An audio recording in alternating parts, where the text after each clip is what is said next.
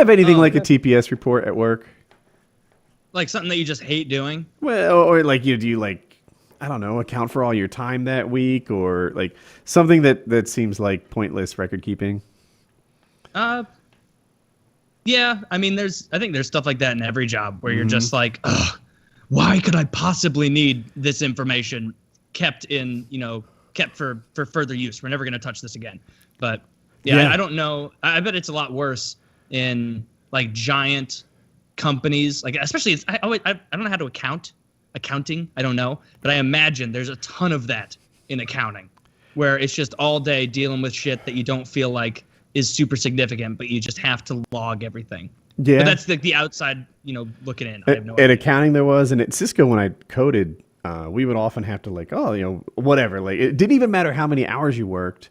Pretend it was 40 and then divide it appropriately, right? So if you did 80 hours that week, then everything would be a half hour. And they just want to know where to like assign your expense to on all the projects. And I always did a really good job at it. I filled them out perfectly. And no one else did. So it would always fail. After like 6 months, they'd be like, you know what? Fuck it. Just stop tracking your time.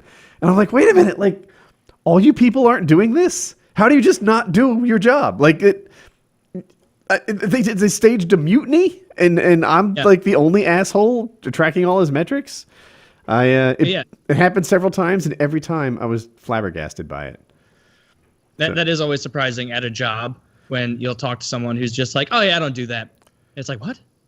But that's like that's what they're paying us to do. Like that's part of why we're here. It's funny you mention that because I had a few of those on my own. Like I didn't check voicemail. Like voicemail is not my preferred way to be contacted. They're like, but the red light's on your phone. I'm like, yes, that is what my phone looks like. That red light is always on. And I don't check those. And anyone who works with me needs to know that that's not the best way. Like towards the end of Cisco, I was big time enough that I could just be like, yeah, I don't answer voicemails. I mean, I do answer voicemails sometimes, but most of the time they're so late when I finally check them that it's like, hey, we're confirming your fucking dentist appointment for September 8th. And I'm like, well, I missed that. Yeah, I went years and I didn't know my voicemail password anymore. Like it became sort of not even an option to check them at some point because you had to like enter a code, and they made everyone change their codes for security, and that's when I didn't know my code anymore. So plausible deniability. I guess. Yeah, I don't know. Whatever. It did get to a point at my last year there where I was really a YouTuber who still had a job at Cisco, and that I don't know. It was just like, like you guys are taking a lot of my time. Like I know you're doing layoffs. Pick me. They didn't pick me.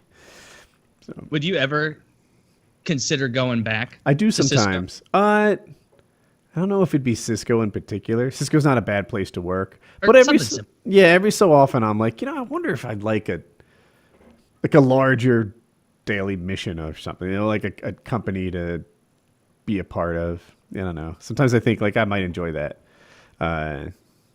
It'd probably be fun for you to do it at a much smaller company so that you could like see the tangible results of your efforts. So it doesn't feel like it's just kind of pumping effort into a machine and then, who knows if what you did actually led to the growth. Yeah, I've thought that too. A smaller company, not only could I think I could get a higher position in a smaller company. That's typically easier to get, I think.